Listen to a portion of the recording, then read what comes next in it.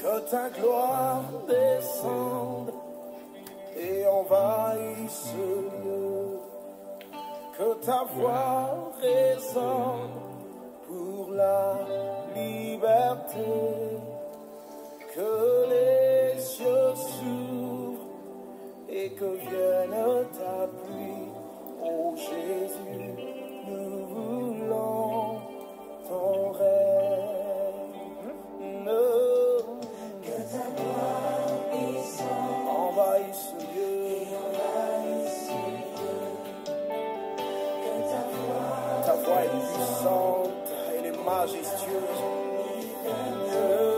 Ouvre les cieux et descendre ta pluie.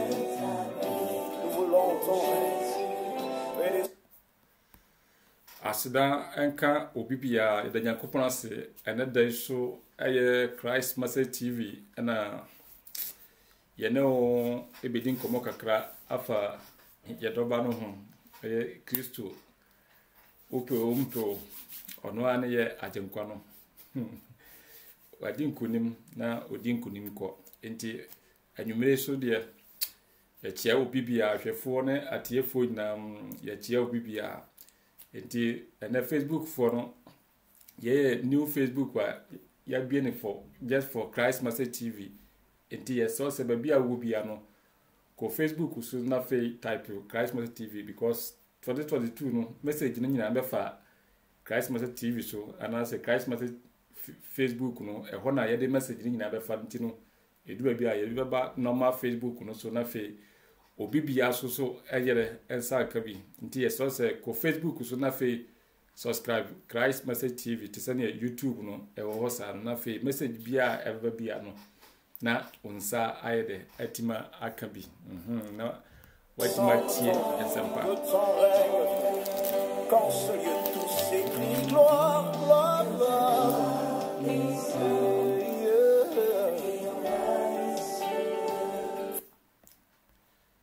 Yeguswa ya number no ya number ni 0789517253 yes wo questions bia na watren waja no comment na se na WhatsApp kura wo de faso a ye wo hasi a ye be answer mo subscribe my Christ Message TV e wo Facebook no so because ye new and a message no so ba no so anodin message na emu ohye so santi subscribe na fe e baso a ye baso a obetima abetie no live utie no live so a and also e beboa yes ntino subscribe Christ Message TV e wo YouTube so na Facebook so titiro because 2022 nyame yadom na Kristo enyama ya yese yema nipa ehu de ekoso yehu yema nipa hu Kristo tene da bia no ye ka no ye da dokre na ade aye nokre na ye da di ye boa obibia na yesre obibia so se wa nso wankasa so to na mom se obehwehwe ye ruade Yesu Kristo wa to na mom ye boa a ye kire okwan no kwan a ye fa so ye hu Kristo no na wo so utu na mom na wo bompa ya nti Paul se ye bompa ye ma ho da ye te se mafa awurade asenu ye koso ebo of course bo mpaye ma asafo no se awurade adom bebo mo na fe anamo ambutu no ni nyina beye kama na ene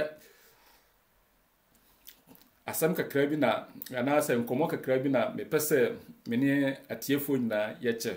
because ye be kire kingdom num enti ye the questions bi etoto anti questions no okwa na wafa na fe wabisa wosofo asem say hey what is say brother bi can say brother bi can say ntino sofo etisen an evangelist and as a prophet and as a teacher etisen upese kakra yes enti yenhwe Luke ngoma no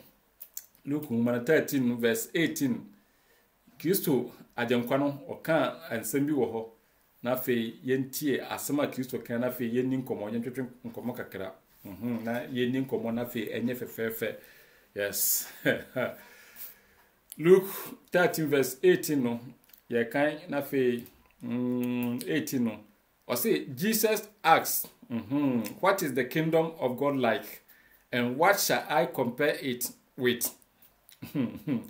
Question Christo on nipa ko ni nyina twa Christo ho ahia ana Christo obi so mo all the parable ebi so mo say Jesus asked, what is the kingdom of God? What is the kingdom of God like? And what shall I compare it with? Inti ya chiro mu say adofun atiefo subscribe to Christ Message TV YouTube so ya the message dem be call na Facebook so ya share be message special ya dia call Facebook so ntina no so subscribe obo Christ Message TV na Facebook so no behu yes nti ebeba bia mi ankasa midin na channel ni din tinu uchu betima atusu ni nyina tusu ni nyina ntino ye de bi befa menwa no so ne ye de bi so ko mi ankasa mi Facebook wa yin so enti nyame nsam na ye chia obi bia ye sofo pan so ye chia no sabagwa ye chia obi bia ahwefo atiefo amoboy nyame nsam enti Kristo ena obisa questions ano twi kan de ben o se na o kan se edie ben na nyankopon ahenni se no anase edie hu na mede beto se wo hu Kristo ena abisa question o se edie ben na orebetoto nyankopon ahenni no nti adofo no yes ye be kire nyankopon ahenni no babia owo kwan a efa so ko de wa esitie nti wuntimi nye ade bia embeka nkire se yes ade de efi nyankopon ahenni no na me the question na atwo nti no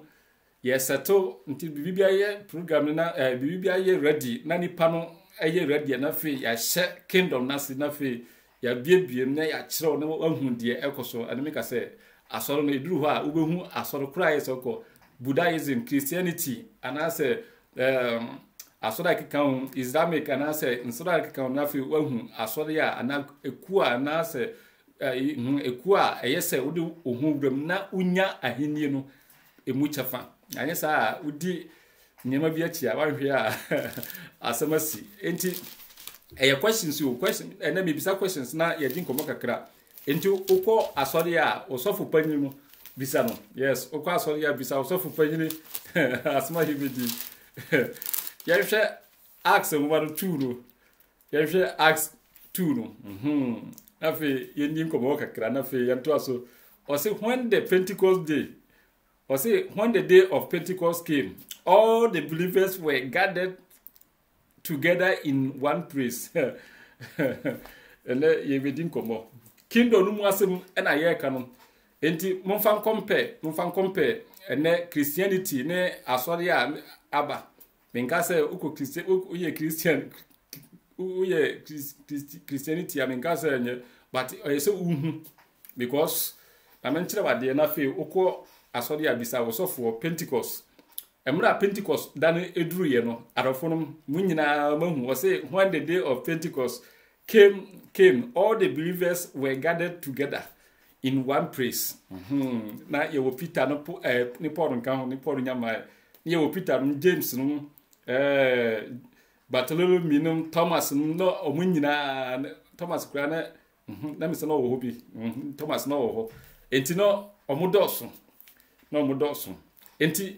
okwa asori ya ohun kwesi me pese ubisa osofo se Pentecost that dru ye no na believers se Bible no train mu twi ne kan se no o se na Pentecost dano toye no na wonyina ahia faako na wonyina ye de ahia faako bisa se emra Yesu ka se omonkoka asempa no tama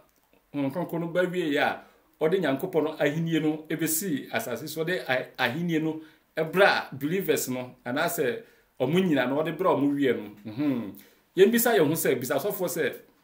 Peter oka asempa ema nipa esachirae oka asempa efa kingdom no ma nipa eyede esachirae oto sa nipa na omosachire no anase oti asoro no edimben ena Peter de mabe ofa Pentecost ede to so okwa asori a aya bisa so for say ofa Pentecost ede to so anase ofa dinibi ede to nipa anase akra otwema yawurade Yesu Kristo. Yes, nti aya bisa se oto ena ye hwe wiase a obi aye adwuma ma Kristo nso obi akita din foforo but Kristo afre no ofre na wa ma ne din sei Kristo afre m aye sei ye bisa sei asuafo na that day no na omo ha Pentecost day no omo nyina akoka asempa no because Kristo sei monko afana nyina na monko ka asempa no ye ba kire o kingdom no mu na ye sei no ye process and I say introduction to the you prepare the way no you prepare the way no you the be kingdom but the can fa questions bi wo hu fa to wadwum na fa bisa osofo na fe omo nkire mu na asuafo no nyina ahiem e wo ho na nkonko no bae omo koe omo ka asempa etwe akra tintim kingdom no edisi ho nti Kristo e ka kire asuafo no se mo gina hai obi ehu kosi se ahini no beye de ebeba ombehu nyam oba no a ofiri na nimonyam eba ampaso yehu se animonya no Kristo pie animonya nu ema yehu se yes kingdom no pie obi ehu se wiase ngo obi anim se Kristo odi hene bi anim se onene king no bi anim obi anim nti menka kire se ahini ru nim obi anim enti se oba na ye chew de ewo ahini nu yes nti ahini no se omuni ewu nti ahini no abapa asase so nti bisa osofo se emra omode asuafo no disciples so omode asanu kwa no omo nipa omo keka omo bom no edin ben ana asoro din ben na omotoye enti se omantu din dia na chefe bi bisa so se adentimo one de atu din ne uhwe wiase a ye fire obi edin doso arafunu ye ntane bi a ye questions keke ne ye bisa ye nyina ye bisa ye ho questions ena ye wo Christ Apostolic Church ye wo Pentecost ye wo Bethel ye wo Pillar of Zion ene ni otwato kra ebi kra be ka wo sese de omototo diri na ye atoto diri na mia ntie se da chi bi na me be ka se Kristo afremba wo se ndi asoro diri foforo be ba ne se asoro no ya tutu dina kosi se ye wo two tap kra wo ye wo two tap that means say mienu no wa tap ngo sa two tap adofunu yentano bia ye questions ni ye bisa because asuafo no emra omukwa ka asempa no twen akra no ema Kristo no ba kingdom no ya hu se obi eto asoro bidini se Paul ba obetwe akra oto asoro bidini se ye frem se Kristo se mento ene obi aba o se enti se na etie nti ukwa asori a no bisa osofo titro Pentecost no this ye wo asora eye Pentecost ewo wiase but omo a na omo wo saade no ye hu se obi kwatwe akra e de Pentecost no eto so but ene ewom do make say Christianity ne kingdom no difference wom ene ye be din komo se yantima a once ye process no ye process people no na fe people na afe ye be shase e wo kingdom no mu no adoforo me say obeti ase subscribe to Christ Master TV subscribe YouTube ni Facebook titro Facebook no ise na ye bie ho no YouTube no ye bie wie enti sise na ye bie Facebook ran kasa ama Christ Master TV enti ye so say ko na subscribe na fe message no etoma because kingdom message no yes so say obi amese bomodene bomodene say o mese kingdom of kingdom teachings because I know what drunk as an me say bisa so say see then na apostle Stephen nyina be ka nsempa Timothy no mu nyina but ye hu say obi to edini ekofa me say dinu kra ebi afede kra omoto afa Saturday when Adventist church dawo so obi di atoso enti yes sansem a ekoso nyina wo Kristo ekoso nyina no efinfa yes I just say Kristo sumu nko Christianity nko na ye be hu sa ne no enti na ye be din komo why me say obi ba jima chinje anase obi ba ka say na de be ne brother yake me say Christianity different from kingdom of God. Christianity is different from what? Kingdom of God. Christianity is different. enti yɛbɛhwɛ Christianity ɛsɛ obisa osofo sɛ kwan bɛ so no Christianity or the by why na ɛto edin Christianity why na to yɛ why na to yɛ because Yesu wɔkasa no ɔse na mugyi de sɛ onyame ahendie no ɔte sɛ nti Christianity no yɛ yɛde question mark to na yɛbisa sɛ why na ɛyɛ de ɛte Christianity why na to sɛ Christianity every fa ne followed by na sasie what is the source where does it come from say you visa osofo na yehu because Peter asuafo dumiru no yahu sɛ ɔmo kɔka asɛmpa atwe nipa ɔmo eka nipa bom na da bia na ɔmo kyekye but yahu edin bia ne ye wodin bebre me se ne etwa to kura sɛ yedin wo system ye two tap ministry edu ba bia ye nua panyini Mr. Agusi ye wo questions bi wo ha ye de be ma no ye nya bufuo ye srem wo moti a questions because nyema bi aba ne yente ase a sɛ ye bisa na ye nyina ye de yete ase yes yete ase enti enura me kan sɛ emra yankopɔn obo nipa no na wiasi eni aweye ne aweye nyama ne ye ni aweye ne kyese eye for life till sɛ Adam ne Eve ekoye bɔne ema bɔne ne papa ebaye no ehɔ na nipa awie ye de esaye enti sɛ Bible no ka sɛ nra me kan but me sna sisu because nipa enimu difference so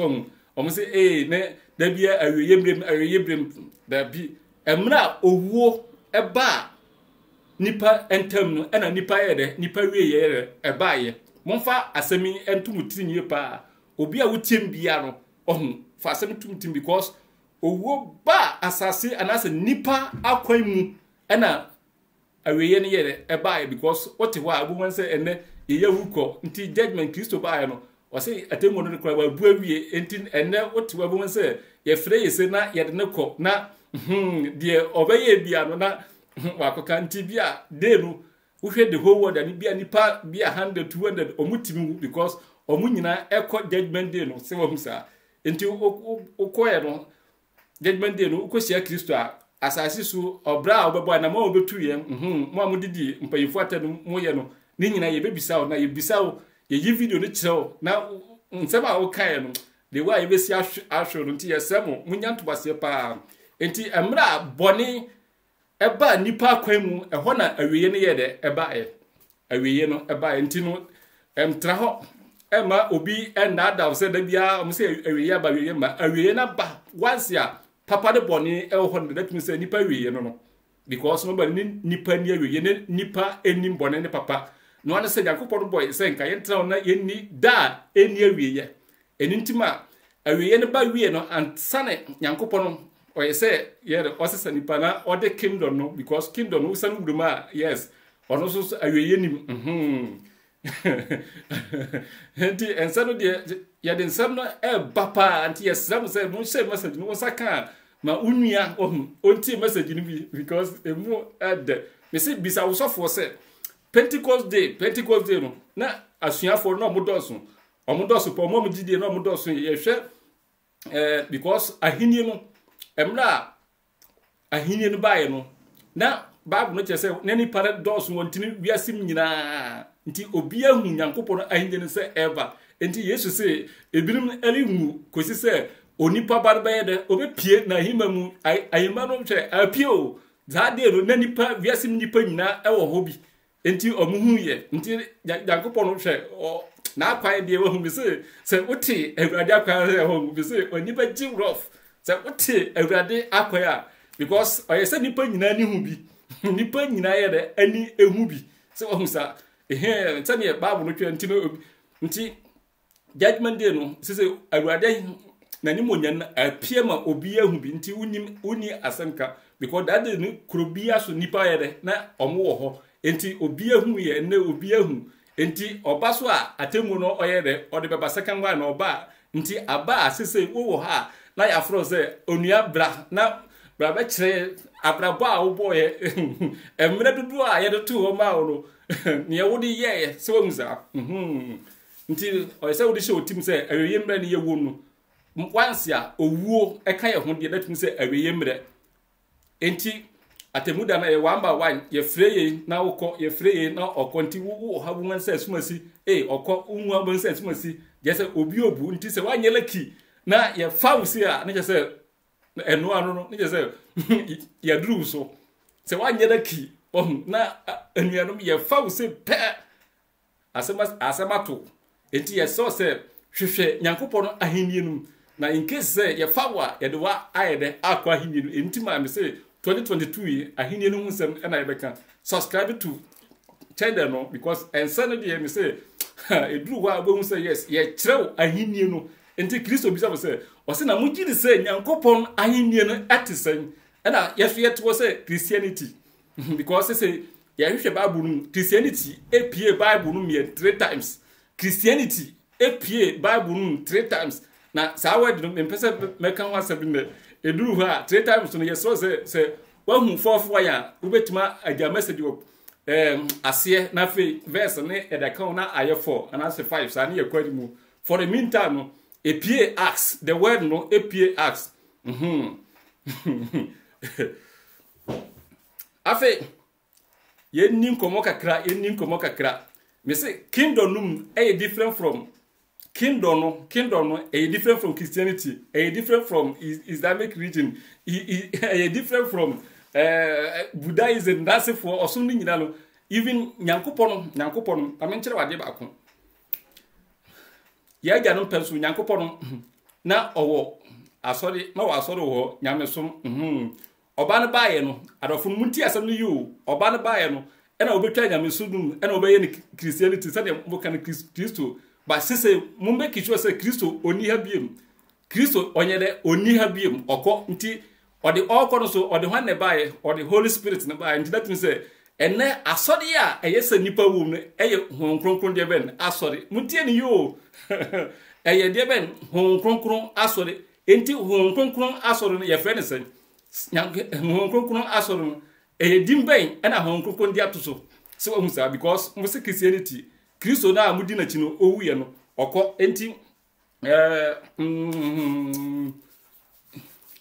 yanko John 14 na yanka nsembi wo John 14 no na yanka nsembi wo na fe benchire wade de ntuma meka se Kristo okọ Christianity eni ho biem nti oti Christianity mu a woni nkwa mo hwehwe hon kronkron because ajano God no bebie asoro no Kristo bae no eno obetwa asoro no mu enti okoro eno de hon kronkron ma enti 14 no John 14 na yenkodi nkomo ho hadoforum John 14 yenkodi nkomo ho na fe ene abafo be sun rough because wa hu osom no mu a obi say wo ba yira nti ne Kristo ba ko asọdụ bebiri bini yesise be say adaforo momi hwe ne na yemfa Kristo anamo Kristo kura na adi kana bisa say osim na muji di say ahinie no etisen nti mawani na ho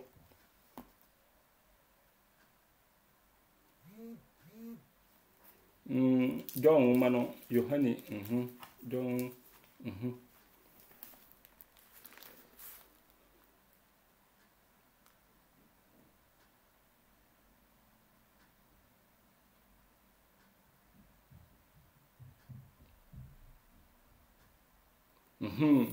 John 14 untie adafuru me say Nyankopon no ehya ase no odi nyamesom ena ye ena oba no ebae no odi Kristosum ena bae Christianity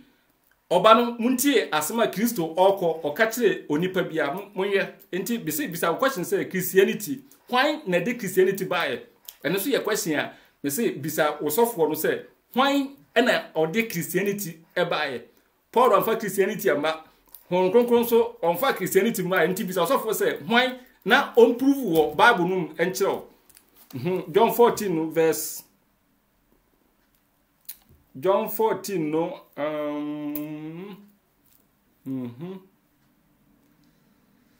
verse 15 yanko verse 15 na fe yanko ntentem o se mudomia muntie ni yo adoforum John 14 verse 15 ɔse sɛ modɔ me a muni mahyɛdeɛ so nti me say afi wo ɛbɛyɛ dinitu ɔse sɛ modɔ me a muni mahyɛdeɛ so na me deɛ mibisa agya no na wama mo okyiginafoɔ so nti enemrem ye ne okyiginafoɔ no na okyiginafoɔ no ɔne ne nyame tumi ɔne ne debe no honhom kronkron the Holy Spirit so nti ye ne nyame honhom ena wasase so Kristo ne mre ayede atwama okɔ nti munti asɛm a ɔka nti minim asɔfofoɔ no so ye sure say ina ka hu bio because this ya me ameti Christianity akaho akama no asɛm bia be kan bia Christianity nti no ye nyina ye ka hu bi nti ye question nti Kristo say ɔse sɛ modɔ me a munni mahyɛdeɛ so na me deɛ mibisa agya no na wama mo okyiginafoɔ foforo na ɔno mo betena daa ebetena daa so hu nti ɔse ɔne ye bɛde ebetena asase so daa asɛne mu odno ɔse nɔkware honhom a wiase ntumi nyene no efise onhunu no nanso onim no na modie munim no efise wote mo nkyɛn nti wahu nti wokan a wahu nti me se nyamesom eni hɔ biem ɛna kristosum Christianity na moka Christianity no kura no Kristo baaye wankasa obi nkasa ne somo de ba na ɔyɛ Christianity wanka but minim kwara ye fa so a ɛna Christianity ayede aka hɔ because Bible no yeduru kingdom no mu a ye be kyerɛw Christianity no na fe wabisa osofoɔ no sɛ kwan na to saadiri no a obeti ase nsema me kan obɛyɛ nyame ya adom a obeti ase nti hon kronkron ɛna Kristo di ni gyaye nti sɛ ɔdi gyaye a ɔse obɛtena yɛ nkyɛn sɛ wahu nti adafo no hon kronkron asɔre bɛn ɛna ɔne yɛ no wɔ hasi a wato ne dini because ɛwon wa sɛ ɔsomba akum yesi Kristo se fadini ye ewi a yebeba ho yebebisa question bi awo saa ade ye nyina ho yebebisa question ewo ho nti yeduru ho a munya ready pa wo munya ready na moyi ano munya ready because yeba munya ready na mobeyi ano mobeyi ano pa aroforo be se hwehwe osoma aweye mre konkrokro no nti obi wo ha na oson de ne obofuo be fa me nka se enye bone true but o hwa ye ne hon kronkron Holy Spirit na nka no amefo wanko obofo no be fa wo ensemo me say kingdom no a different from Christianity a different enti yanhwe 1 Corinthians nti o say on mamen kan brofo no kwa na fe amanfo nti ase ye o say if you love me you will obey my commandments and I will ask the Father and he will what give you another helper who will stay with you forever nti hon kronkron na oni nipa ete asoro no ejina no so se obewura kingdom no mu a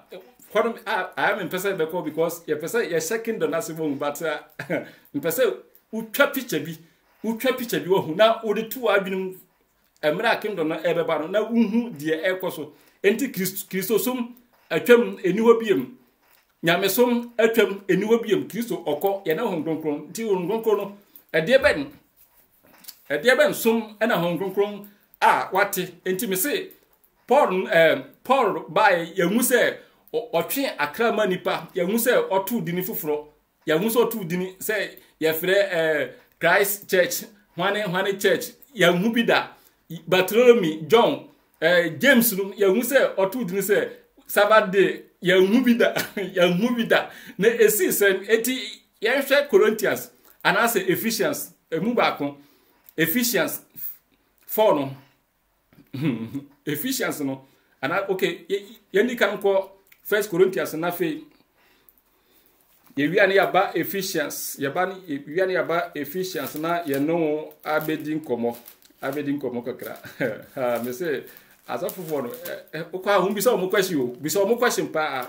bi so mo question say Kristo ba e de ba asoro no betiye ɛna Kristo sese oni ya biem nti asoro ben ɛna ɛyɛ sɛ ogidi ni bia believer bia no oyɛ de ukobi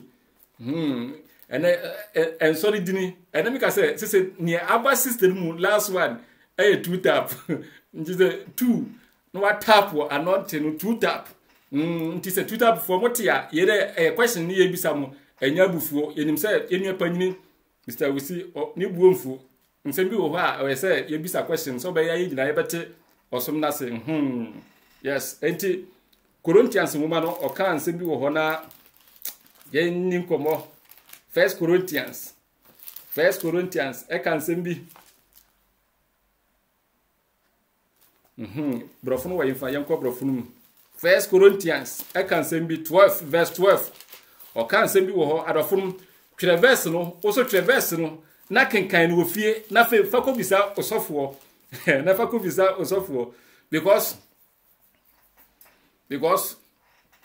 obi beka say obi huntie tie asani obi beka say hon kronkrono ohun oma achede bebre ntimi fan say okay yen kan verse ni wi na watimate asama mpesen kan yi watimate aseye 12 verse 12 hi Corinthians 12 or say Christ is like a single body Kristo na oye ken no ye di na chi no o say oye nipadua ba ko twi no so de ben o say na sade nipadua ye ba ko no na owo akwa bebre so owo akwa bebre owo nan owo etire owo ansa nti mfan say apostles no Peter Paul ni James no ohun nipadua ba ko anaba ko yembisa wo say James kan asampa nipa so kire otu nipa fo no na asori dini de say James na asori dini de say John the Revelator na asori de say ya bisa so fo na on kire wo obisa wie na o kire wie na wo say adenti ma ene ye wo yenti mfan say one body no ho asem ne mfan say ye wi be di won ko say Christ is like single body which has many parts. It is still one body even though it is made up of different parts. So or say even though until say you were Pentecost, you were 7-day Adventist, you were Bethel, you were Pillar of Zion, you were some be I said part. The but huntie Bible verse na small or kind. Or say though it's made up of different parts. In the same way, all of us, whether Jew, Gentile, whether slave or free, have been baptized into one body. Into one body. And it's a we a Pentecost new, we a Bethel new, we a Pillar of Zion, we a 2 tap, we a 7-day Adventist, a one pe. Yen chile, but besides of us, adenti ne oni Pentecost for chile enyepe. Adenti oni Pillar of Zion for chile enyepe. Adenti only 2 tap in chile enyepe. I have besides of because a one body. One body. Enti James ka Peter kan eduru abi a apostles no omutin suma James say ko ba bi a Paul ko ye e bi a ko ba bi a James ko ye the same thing okwa message back na omunna kan ya hu say entoko bam but enade Pentecost ni Pillar of Zion enka 2 tap ne Bethel enka 7-day Adventist but nipadua ba ko enti me say Christosum yesramo a Christosum Muntu mu film. Yesremu. Why? Yesremu. Or say, into the one body by the same Spirit, we have all been given the one Spirit to drink. For the body itself is not made up of only one part, but of many parts. If the fourth were to say, so what was that? And say, as only Ninano, you were apostles, you were evangelists, you were teachers. Asuafo no mfan say apostles na omudi Kristo achi no motetie no eduru abia omu nyina hyiam eduru wa eduru kindo no ma yebekire nyina omu tim hia se wahu sa na omoche awurade asem omu wia na omodidi ntimi fan say part no ebini Paul part no ebini Matthew part no ebini James but omu nyina be hia but ene ye ni yentimi hia because omu hia entoko besi me say mo hwehwe ahinie no mo hwehwe ahinie because say uwura ahinie no ma sa sanye ebi ni ho entokwa nim ye kate say ayi no mo hwehwe ahinie no se wa hu sa afa yen ten no na yenko hwe nsema efish yenkohwe nsema efficiency so eye de ekae adaforum ye kingdom no yenya mam ye de video o kyerem me ye one example okọ asori ya ye serew fa questions ni bisa osofo se ade ntima apostles no omuhia no omotwe akra etintim kingdom no mutu but obi anto dini se ye frɛ yese but ene ye pensu omo atoa ama yabeto Christianity when na de bae when na true Christianity efiri hwan meba adoforo meba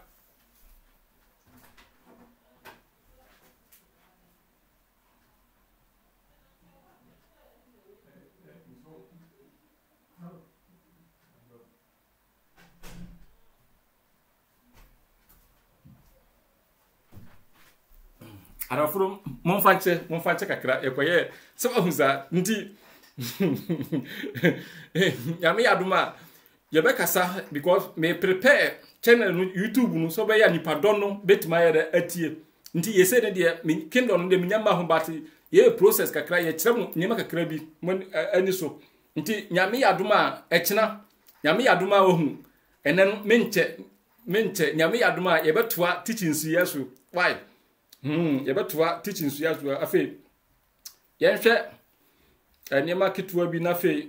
ene yemfa mu nsia se yemfa mu ensia se yenko yenhwe efficiency nwoma no efisofuo nwoma no yenhwe efisofuo nwoma no ne Paul etwere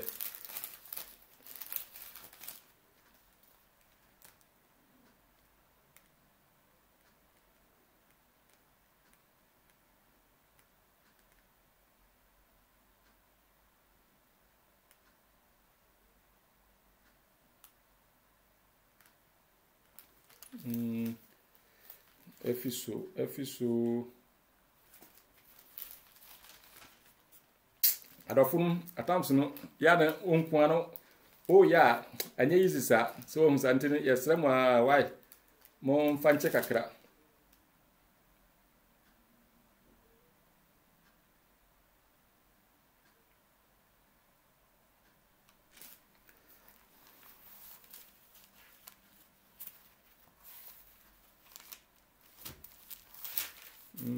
efficiency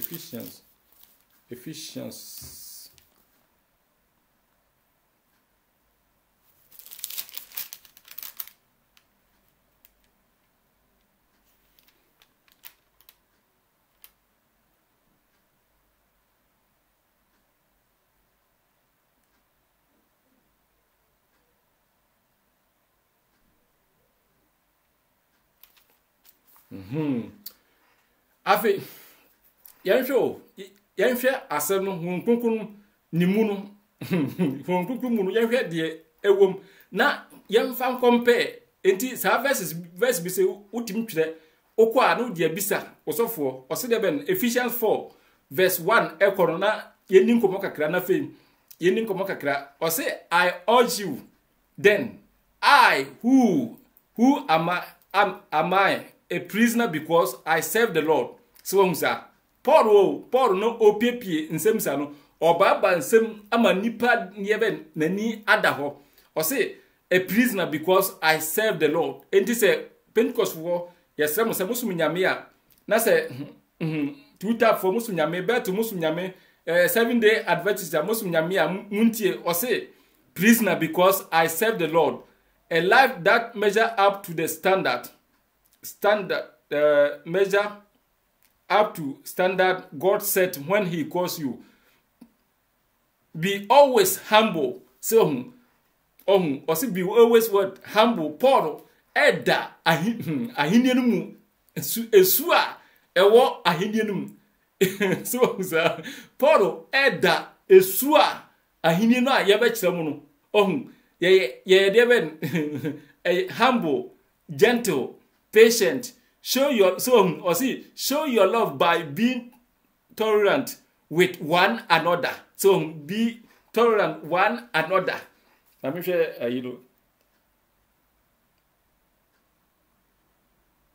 ɔse twi no ɔse enti afei me awurade deduani mitumufo sɛ monante sɛdeɛ ɛfata fra a wɔde fra mu so monante enti sɛ yɛhwɛ kora ohun awurade ne fra yo ɔfrɛ sɛ nka yɛbɛba kindo no ɛnɛ obi tim ka sɛ yɛasɔre awurade yakopɔro sɛ Christianity ɛbɛku nipa o Christianity bɛwɛwie nipa so ɔse yɛasɔre deɛ yɛasɔre o wasɔre Christianity ɛyɛ mo deɛ ɛyɛ normal enti ma mutimi yɛ deɛ mo pɛ no because kindo no wutimi nguram saa o wutimi nguram ɛmɛyɛ sɛ yɛ deɛ yɛasɔre deɛ dabi kindo no mutimi mbam saa Christianity deɛ obi atimi ka deɛ ɔpɛ yɛ deɛ yɛasɔre deɛ yɛkyiriye yɛmpɛye yɛnyɛ sɛ ntɔkwa pa buburu Kristo sum aizwom sɛ akama no Kristo saa no ɔmo akama na ka hɔ kindo num ɛyɛ honkronkron ɛna mitimi enko akyiri because of time mitimi nko akyiri because within some minutes na sɛ migya na fe kyina me beto aso untimi embe kontokwa ewia yɛ verse bebre wɔ a yɛbɛda ready so nti Paul say wo frɛ mo ahobrasiem verse 2 no wɔde afrɛ mo ɔse mitumufo sɛ monante sɛdeɛ ɛfata fra a wɔde ɛfrɛ mo nti yɛfrɛ o ɛmbɛtɛm ka sɛ yɛasɔre deɛ unni asɔre obiara ni asɔre o ɛnɛ obi ate asɔre a ɔse ɔtima Kristo ɛnso ɔde ne mma ne yire nyinaa wagye asɔre na afa so ɔde nabusuafoɔ deɛ asɔre na yɛ nabusuafoɔ deɛ ɔde na japa deɛ yɛsrɛ mo Christianity deɛ ho betima yɛ ne saa but kindo no mu deɛ untimi mba yɛ saa kindo no mu entima ɔyɛ sɛ yɛma yɛnibere na adɔfo yɛma obi ahu kindo no mu yɛ sɔfo a ɛbɛka sɛ ma asɔre deɛ mitimi mina ma yɛ sɛ dabi ɛnte saa ɛwɔ kindo no mu why ɛnte saa enti verse 2 no ɔse ahobrasiem adwene ne ɔdwo nyinaa mu adwene ne ɔdwo so Paul ɛde kindo no mu nsɛm ɛna ɛkyerɛ nipa no ye Christianity ahobrasie ni okoka obi pa wo di obedi watam Christianity arafuru me say Christianity ahobrasie ni mo na ewia meka esu bi a ewo Christianity mu akyerɛ mu behu kindo num ahobrasie because kin na edina chi no Kristo no odo ahobrasie odo adoforo munyanto ase oyesa me kyerɛ mu esu a ewo kindo num minyanu wo so ye de kam ebiesu kakra bi akyerɛ mu se wo musa ɛna monchake Christianity oti asondanim oni ahobrasie ose bi de anye Kristo a enka enna djuma mi di bediu ewedi akuforo ose enne o lucky say sofui me ferro anye sa nka ne ubati upiga ai Christianity diewu adofuru me say ye ba kyerɛw because say honhu na Kristo di ni gya no Holy Spirit na ono ne ye leader no a odi yanim no ukọ Galatians wara oyi nisu ekyerɛw but Christianity mu entisa wo de meba wontwene na bobehu ɔse ahobrasie adwene ne ɔdwo nyina mu abɔgyekyere mu se problem bi krasia problem bi sia ye wa abɔgyekyere etie story no ekosi ni kingdom mu na omo solve na kingdom kra because zanse ye bia no uhu bi wa kingdom mu enti da bia so na yeduru wa abahu ayeye ndwum ku ayeye adaforum aha Christmas TV yes so say share message no yes so why share message no na yeduru ha ye esu na ewo kingdom mu ye be kire o ye different from Christianity so for ba jo yire Christianity no mu re me ba o say de ben 3 no 2 no ahobrasie adwene ne odwo nyina mu abɔgyekyere mu munkurakura mu ho mu wo odomu ɔse wo munkurakura mo ho e wo do mu na ade no kura muntimi nsia ene Christianity muntimi nsia kwa na ma de ma kura do mu entokwa gidigidi entokwa gidigidi ho ba ku so de nyina ho ba ko e na odi anim ho ba ko e na ederete ndi esisen because say evangelist ye free asoni yem na ye free ha no omusia entokwa betima si enti emu to say secretary to say ayi makora market no Christianity abrabo na ewi abi the kind verse ba ku bi na ye de esi ne nyame adoma na kira na ya to aso na uyem beso o say mommo modern mfa asundwie he Paul no Paul ena wa kingdom mu su a e wo kingdom mu ena o chem say o say mommo modern na momfa de ben o say mommo modern mfa asundwie because peace the fruit of the Holy Spirit no fe ba ku ye de ben peace kingdom obi enkoje obi de sofo enkoje binti a Christopher a Christianity no oba ya wondum bi wo ebia nyame adoma e kire bebo boot for boot o say oro wa me de bewo sofo je asodo ba je si wo musa sofo je asodo ba yire na asodo ba so ayire age sofo yire nti e boot for boot Ebrania go for hey adofo a high Christ positive yes so say asa jine share ema wonua bi na ye de ensem eba ko YouTube so Facebook so na hwehwe Christmas TV ubehu ye why na ye no enchenya mi asem ye ni enkombo o say boot for boot oro wa me de bewo udi sia me de besi se wa uza ntiki sozumu za oye ne bone na odi atu next time ni padi tia na o say last we years no you don't so the eye the boot for boot no the agino enti yandum nyina Christianity yandum nyina boot for boot oro wa be de bewo sangereba obate eba sangereba on kizozo endum oba kindom a eba sangereba bianim so ya to nduma eda form nduma wode munyanto base o say asundwie enna Christianity monhwo se eye Kristo suma adenti ena asundwie eni osum asundwie nim se meboa mu bedi madanse ye o se otrofo ni wan madanse ni eni asundwie nim there is no peace asundwie eni osumnum but kingdom num asundwie wom ye nto aso o se asundwie nwoma nkura honhom baakunum honhom baako enti ene ya jai honhom kunkunu ho na obi atutu ni dini obi atutu dini a ope abra honhom kunkunu so ne leader se mo se Kristo ana na ayemu leader ne ye dina ni ma Kristo oko ode honhom kunkunu jai enti Kristo ni hobiem enti Christianity enti honhom kunkunu asoro ben ana honhom kunkunu odie ni mu asese ode ye okọ nidin ye fe ne se wa hu adofo no mi se ukwa bi si bisa osofo why bisa osofo ma ni nchiro mu fo so no ma ni nchiro mu fo so na on nchiro mu o se nipadua ba ko o se nwoma kro nwoma book asem ba ko na omoduma ye nyira enti ensa ye e kira ha ensa ye yo kira how to forgive ebiso kira how to have peace asumsem benya asumbe obi kire se anidaso se ohun ni nyina no eye osumba akum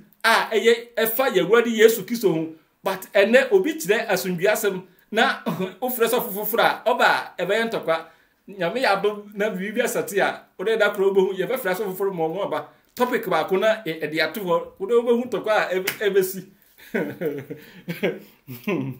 obohu ntokwa ebesi osi nipadua baako ne honhom baako sede wafre mo nso mo mfre ani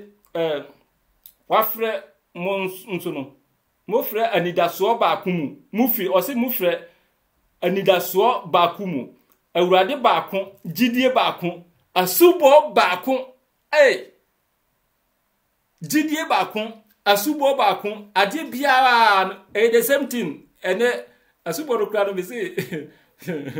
to enter into the kingdom of God no asubo no ye be kire the way yesubo asu because o say umo asu se oba no agya no ne honkunkun edimu eduru wa obeti ase ene na mitie sofu bako na beneme wife yes sa o say he Kristo mpae na obekire no da kingdom kan no eduru wa meka ho asem na ubehu o say eye mie de be prayer aro o say prayer no Kristo the kingdom actual mpae se bodo wo gina o say eye mie prayer kwa can say ade eye mie that means atiefo ye de brofi ye de say ade say asebo ade say ho boa mie prayer ade eye mie prayer ye can say po normal Kristo mpaye o fe normal o fa the normal kingdom the king himself ono achrew mpaye eno mu na asuafo no bo mpaye de yeye ma aso no tim course but ene a Kristofo mu frɛ sa mpaye no obi be ka to say oh sa mpaye ne mo mel no fatu nchen deven fatu nchen na mo de I don't know so wa hunsa we de kono kra ma me fancy ba me fa honi si na ye ni nkomo kakra ba me fancy because nyame yadoma ebi achina nyame yadoma ebi achina ye bedi nkomo ntino wo de obati ase yie so mama nchire Kristofo su baako Ephesians aka mien aka 8 minutes you know or you say mapono yes dem ye be 5 minutes per come aka be 8 minutes na because 1 hour doso mo show Kristofo su ban mo hwe Kristofo su ban ebia ni Kristofo su ban mo hwe baako Ephesians 5:18 mo hwe or say do not get drunk with wine so enti Kristosumu ntaka omokono ebi se twawan grass say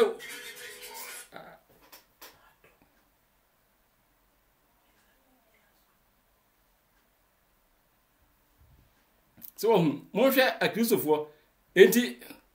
hwe kingdom different from the Christianity muntio or say do not get drunk with wine enti I am talking about Kristosumu honhom baako nso say omuntimi nkyere ensa ye kyere say ohun but oba kingdom mu amuntie kingdom mu wo nti kingdom o say ye de ohun with or say do not get drunk with wine which will ruin you instead be filled with the spirit enti kingdom eye honhom na ye de yenom so be ya ebebu ye but Christianity mu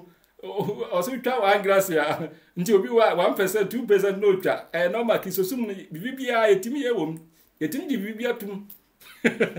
adofunu so because kingdom honkon afred wa wie nti space kura ni ho a wo de betwa one grass eso ewo Christianity me bi no enti ensa aye ntokwa wom o fresh of miensa from different churches ya obi abeka the ope obekiro one glass utwa anya hwe num o limit nim ayi evangelist bia wagidin go Cote d'Ivoire na sefo na no chirim se onum nsa anya bone because Kristo o say obedudi onu nye wanti ase but o say the whole Cote d'Ivoire the whole ifan obi antimi konka no ntie sa message na o kan sa na ne nyamsem because evangelist the whole Cote d'Ivoire bi antimi konka no na o kire say Paul say do not get drunk with wine because Timothy no Christianity mu ntoka Timothy say what if nsaka kra ne fatopo no nti sa Christianity o ma na atwa akono de atofo no but uvra kingdom no mu a we filled with what Holy Spirit honkonko na ebo ye na ehye ye nti ye ni one glass wo because I say honkonko kwa wunti bi firi nwie space wunya space nti o say what do not get drunk with wine which will ruin you. Instead, be filled with the Spirit. Filled with what? The Spirit. Nti hunkuku ba so ada abo anye nsaw nti ne obo kire me say anuanom ye ba kire the kingdom of God munye ready na muntie bi ko Facebook so na hwehwe Christ Message TV ne subscribe why na duru wa behu musuba ba ko no I mean fast na I come here, I got 5 minutes. I mean, fast. I mean, aduma chana na say yetim ko ebantam dia se ne ene nyame aduma ye ba ye ya na fe na ya bedin komo kakra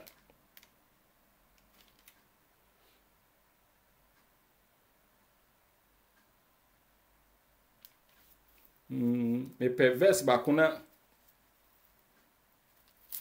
na yedi awie me perverse pa kuna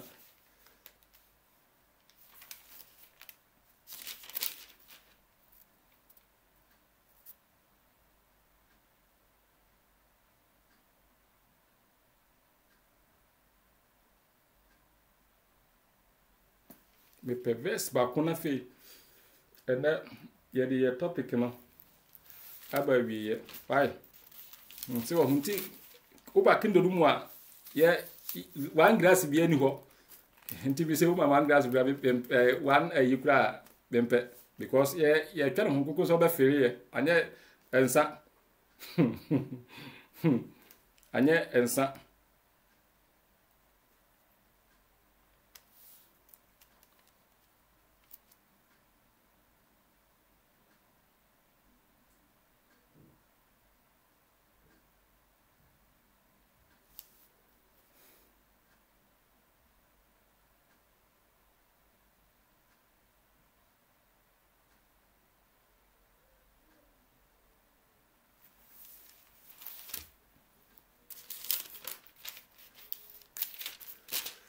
the perverse bakuna adofun yedemosia mutie Christosum me say bisa osofo say Christosum Christianity Bible no ma me hwehwem menya nwie de ntino uni awo verse ya miensa no wo miensa no yebedi hu komo na wa hwe why na eto sa Christianity no why na to din nti say bisa osofo say o fourth verse wo Bible ma on trento na monsa nimra why se fifi so a because trepe yen hwe omodi kan omoto Christianity na fi bisa osofo say why na to ye Christo na de bai ana say Christo ka say yen to Christianity First Corinthians hwade o hwe esua ewo ewom wase First Corinthians 3:1 no as a matter of fact my friend I could not talk to you as I talk to people who have the Spirit. I have talked to you as enough as though you belong to this world as children in the Christianity faith. So a Christian faith. So omu esu ni omu jidie. Nti Paul say kingdom mu nse no ontimi nka sare nka wa say o ka kire omu say kingdom mu ma no ontimi nka o ati say Christian faith. Ati say a Christopher omu jidie nti omu jidie omu ni jidie nti ofira so lerim oba na obekontokwa because onigidie ewo Kristo mu obeka no jumo do be diu no adofun Paul say as matter of fact my friend I could not talk to you as I talk to people who have the Spirit. So owo na ono na odo be wura kingdom enti obi a wo kingdom bia no kronkron ewo nti sensem mu odukura otimije but uba Christian the word Christian we say afia or say Paul say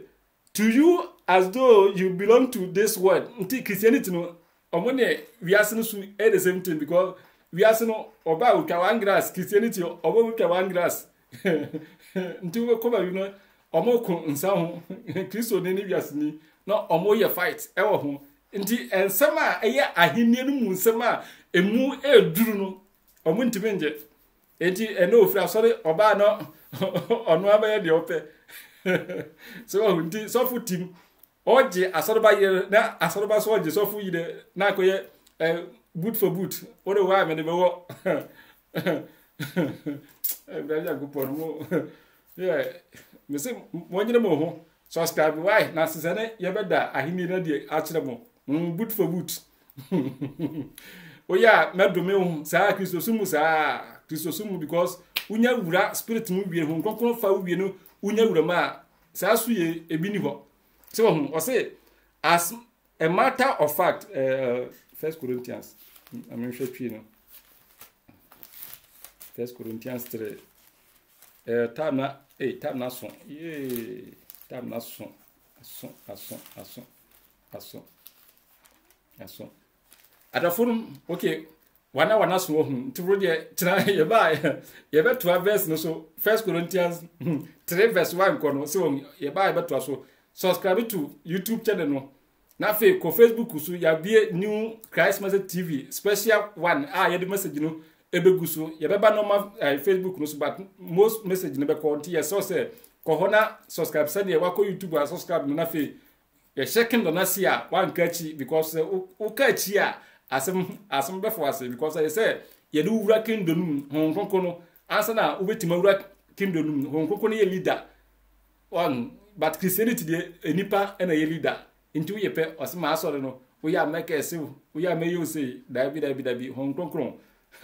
hon konkono ka say o ka ese mu dia asem nka wiase asai why ntinya me enhira mo Christ asundue enka mo ho nyame ya duma na Kristo ama why ye be pie nti no yede mu besia sei yede mu besia na nyame ya adoma na fe ekena yetimi efiri aduma bantama na fe ya toa so